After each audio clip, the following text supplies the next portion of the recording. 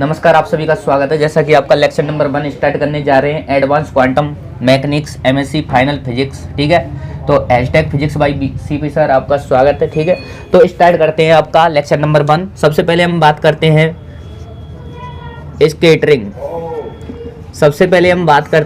Scattering. तो scattering क्या होती है? Scattering is the high phenomena. ठीक है, स्कैटरिंग क्या करती है? जो अपने पास हाई एनर्जी के नन पे फिनोमिनन होते हैं, उनको नन पे ये सॉल्व करने के लिए बहुत ही इंपॉर्टेंट होती है। Scattering is the primary matter. लिखिए, scattering is the primary method to investigation. Scattering is the primary method to investigation of high energy phenomenon।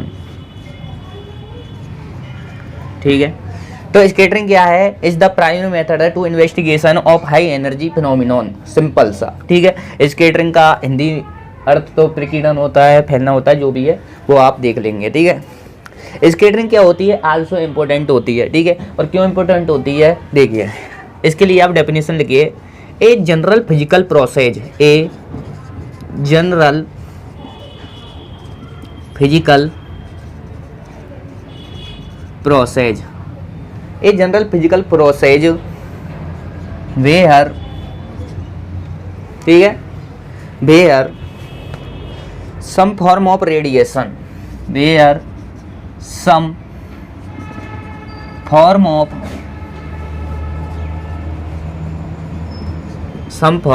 Radiation. यहाँ तक आपको समझ आया? और रेडिएशन किस में होता है? रेडिएशन सच एज, लाइट में हो सकता है, साउंड में हो सकता है, और एंड कर लो, and moving particles, and moving particles. ठीक है, मूविंग नन पे particles are forced to divert, are forced to divert। अब ये डाइवर्ट कहाँ से होंगे? फ्रॉम ए स्ट्रेट लाइन से होंगे, from A STRAIGST straight line. और लाइन से कैसे होंगे? वन और मोर यूनिफॉर्मलिटीज। ठीक है, वन और मोर यूनिफॉर्मलिटीज ऑफ ट्रैजेक्टरी। किससे हो सकते हैं यहाँ पर? ट्रैजेक्टरी से। ट्रैजेक्टरी, या आप ऐसे लिख सकते थे कि a general physical process where some form of radiation such as light and sound moving particles are forced to divert from a straight line. इसके बाद लाइन ऑफ ट्रैजेक्टरी वन और मोर यूनिफॉर्मलिटीज। ठीक है, ऐसे आप लिख सकते थे, बाई वन और मोर। तो आगे मैं बात करता हूँ इसकी फॉर्मलिटीज विच दे पास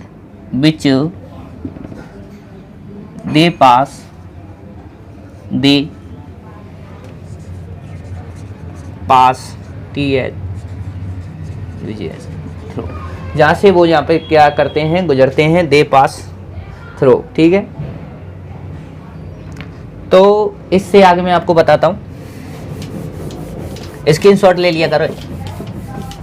ठीक है, क्या ले लें? स्क्रीनशॉट ले लें, उससे थोड़ा सा जल्दी आपका कवर हो जाएगा।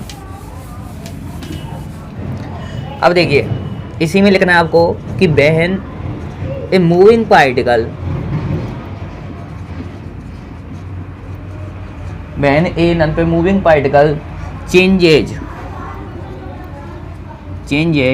its path due to interaction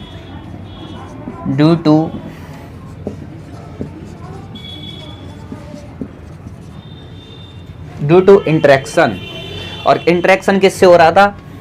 पारस्परिक क्रिया किससे हुई? विद टारगेट से। Target is known as scattering. ये आपकी स्कैटरिंग की परिभाषा करा दी हमने पूरी, ठीक है। स्कैटरिंग क्या था, एक हाई एनर्जी करंट पे फिनोमिना था जिसको सॉल्व करने के लिए ये क्या थी, एक विधि थी, प्राथमिक मेथड था, बहुत ही अच्छा मेथड था।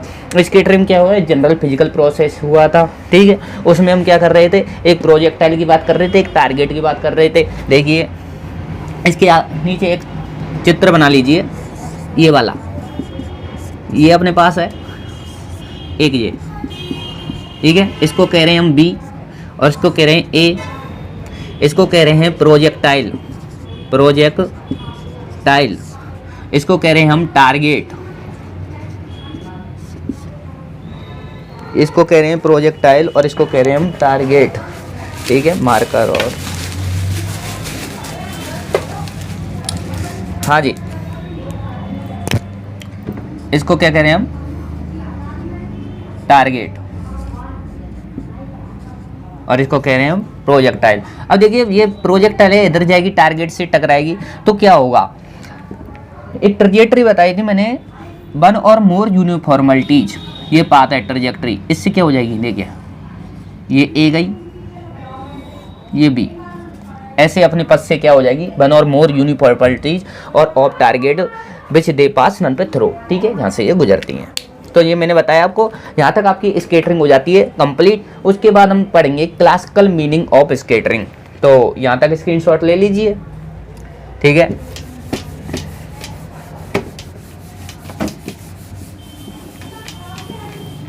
नाउ हम डिस्कस करते हैं classical meaning of scattering.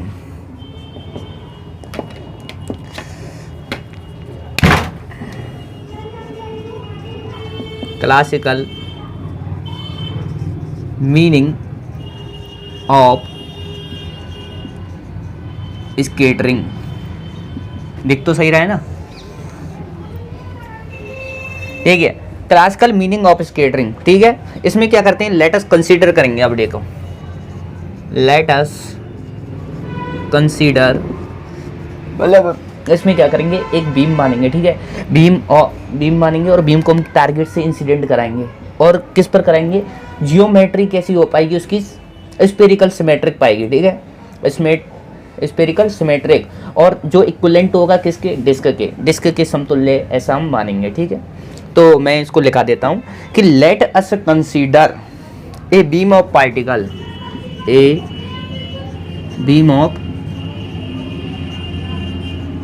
Particle, let us consider a beam of नन पे particle, beam of particle incident on a target, incident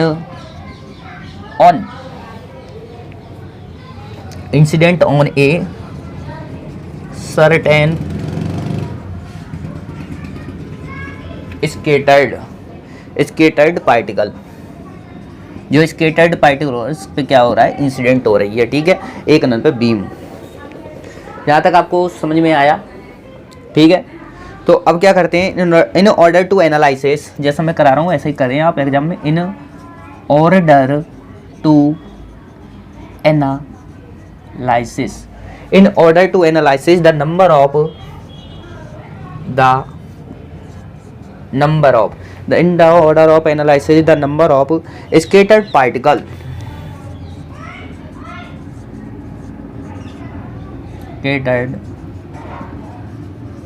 number of scattered particle in such a direction, in such a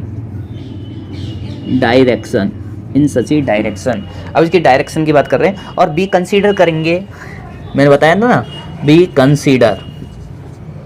consider a slice, एक टुकड़ा लेंगे हो ना, slice of spherical geometry का, spherical geometry, sorry, ये वाला, to equivalent to a disc, to equivalent geometry equivalent to a disc, ठीक है। यहाँ तक आप कंप्लीट कीजिए, इसको स्क्रीनशॉट ले लीजिए। क्लासिकल मीनिंग होगा इसकी कि let us consider a beam of particle incident on इस साइड 10 जो विशेष नन पे स्केटर्ड हो रहे हैं particle. In order to analysis the number of scattered particle in such a direction भी कंसीडर ए स्लाइस लेते हैं, टुकड़ा लेते हैं एक जियोमेट्री किसकी, स्पेरिकल की, जो इक्वलेंट होती है डिस्क के। ठीक है, नाउ हम क्या करते हैं, नेक्स्ट हम देखिए, इसी में लिखना है क्लासिकल मीनिंग में।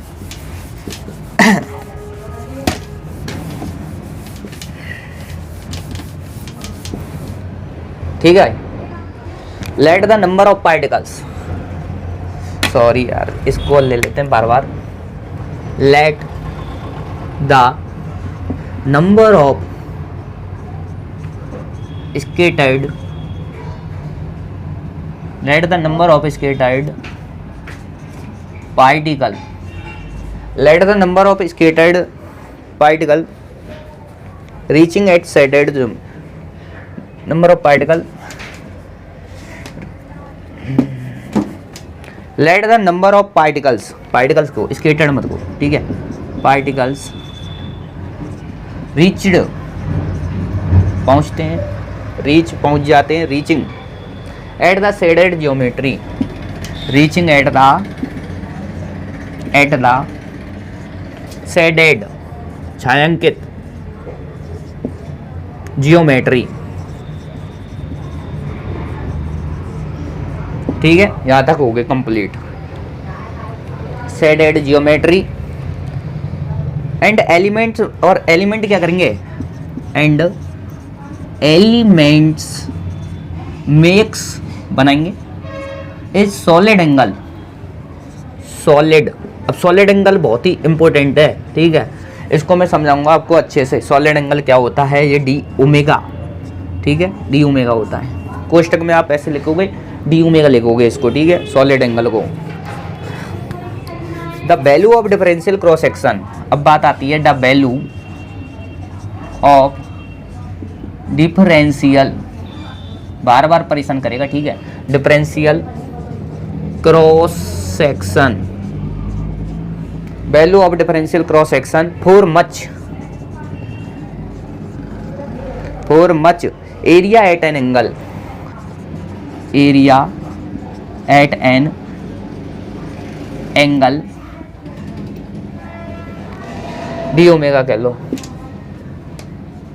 वही सॉलिड एंगल वाला। ठीक है,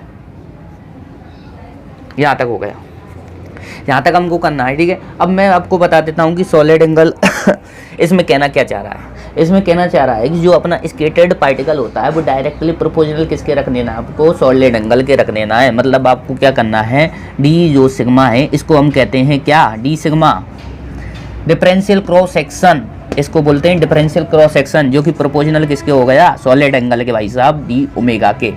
अब इसको हटाना है, प्रोपोर्शनल ये कॉन्स्टेंट क्या लगाएंगे यहाँ पर, डी सिग्मा बराबर डी थीटा लग जाएगा और यहाँ पर डी ओमेगा हो जाएगा। अब डी थीटा हो गया, जैसे स्केटर्ड हो गई, यहाँ पे हो गया डी थीटा, डी थीटा अपना हो गया differential cross section, D theta बराबर D sigma upon D omega, ये हो गया ना, डी थीटा बराबर क्या होगा, D sigma upon D theta. इसको बोलेंगे डिफरेंशियल क्रॉस सेक्शन, इसको लिख दीजिए डिफरेंशियल क्रॉस सेक्शन, शॉर्ट में लिख दिया, आप पूरा लिखें, differential cross section D theta D sigma upon D omega, यहाँ तक कंप्लीट। अब डी सिग्मा डी सिग्मा क्या होता है, डी सिग्मा को देख लेते हैं, इधर देख लेते हैं डी सिग्मा को, डी सिग्मा क्या होता है, डी सिग्मा क्या होता है वो देख लेते हैं। डी सिग्मा ये होता है भाई delta n upon small n, ठीक है, ये तो है नंबर ऑफ इंसिडेंट, देखियो अलग से लिखें, ये इतना लिख ले, यहाँ पर लिखें एन, एन क्या है, कैपिटल एन है, number of incident particles, number of incident particles, दिखाई दे रहा है ना, हाँ जी। और ये डेल्टा एन है ना, ये डेल्टा एन, यह है नंबर ऑफ स्केटर्ड, कितने स्केटर्ड हुए, स्केटर्ड पार्टिकल्स, ठीक है, यहाँ तक देखिए डी सिग्मा और डेल्टा एन अपॉन एन, जो यहाँ पर डी सिग्मा है। अब इस डी सिग्मा की यहाँ पर वैल्यू रखेंगे, ठीक है। उसके बाद मैं ऊपर से रब कर रहा हूँ, ठीक है। आज आपका ये कंप्लीट करा देंगे, लेक्चर 1 कंप्लीट हो जाना चाहिए बस। तो डी थीटा, यहाँ ये वाली वैल्यू रख दीजिए इसमें डी सिग्मा की जगह, तो क्या हो जाएगा 1 upon n delta n upon delta omega, यही है ना। ये भाई ये आ गई अपने पास, ये इम्पोर्टेंट रिलेशन आ गया, डिफरेंशियल क्रॉस सेक्शन DCS, बार DCS बोलूँगा मैं तो, ठीक है। तो differential cross section 1 upon n upon delta omega solid angle, ये क्या है स्केटर्ड पार्टिकल्स हो गए अपनी, नंबर ऑफ स्केटर्ड पार्टिकल और number of incident particle n। तो ये अपने पास हो गया कंप्लीट, ठीक है। ये क्लासिकल मीनिंग हो जाती है इसकी, जो आप कर लीजिए। अब देखते हैं डिफरेंशियल क्रॉस सेक्शन, इसको करते हैं बंद। आइए आगे, ये फार्मूला याद रखना, पूछ सकते हैं एग्जाम में, शॉर्ट में भी आ जाते हैं आजकल क्वेश्चन, ठीक है। देखिए जी, बात करेंगे डिफरेंशियल क्रॉस सेक्शन की।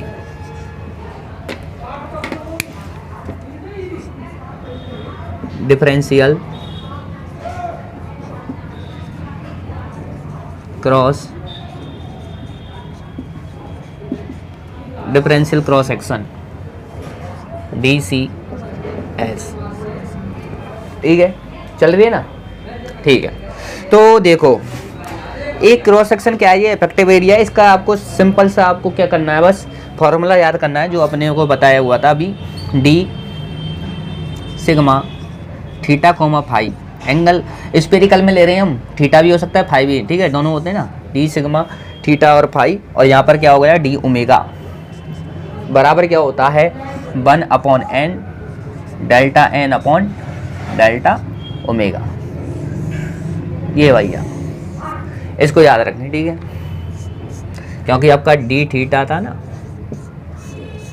वो तो ऐसे ही था 1 upon n delta n upon omega, d theta की जगह रख दिया d sigma theta phi upon D omega, ठीक है, दोनों तरफ। ये आप कर पाओगे। अब इसकी फिजिकल इंटरप्रिटेशन आप इनको देखनी है, भौतिक व्याख्या क्या होती है वो मैं आपको लिखा देता हूँ, छोटी छोटी सी है इसकी।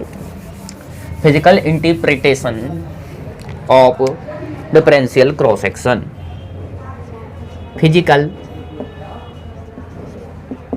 इंटरप्रिटेशन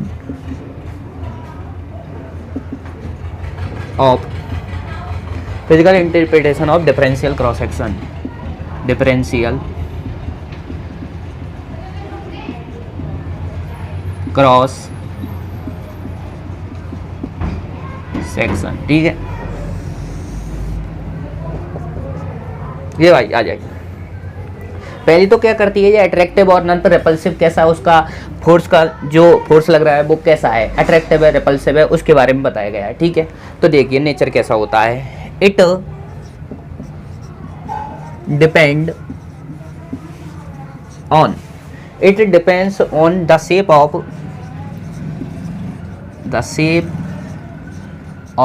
पोटेंशियल, ठीक है, शेप ऑफ पोटेंशियल। इट नॉन पे depends on the shape of potential and nature पर करेगा, और किस पे करेगा, एंड नेचर। नेचर कैसा है, अट्रैक्टिव भी हो सकता है, कोष्टक में लिखिए, और कैसा हो सकता है, रिपल्सिव भी हो सकता है, प्रतिकर्षित हो सकता है, आकर्षित हो सकता है, ठीक है। नंबर दूसरी आप लिख लीजिए, पहले तो आपको पता चल गया है।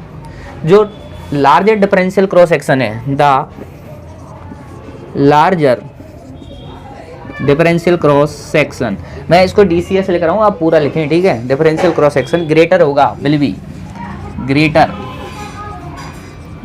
बी टारगेट से, टारगेट एंड क्या है, प्रोजेक्टाइल, प्रोजेक्ट।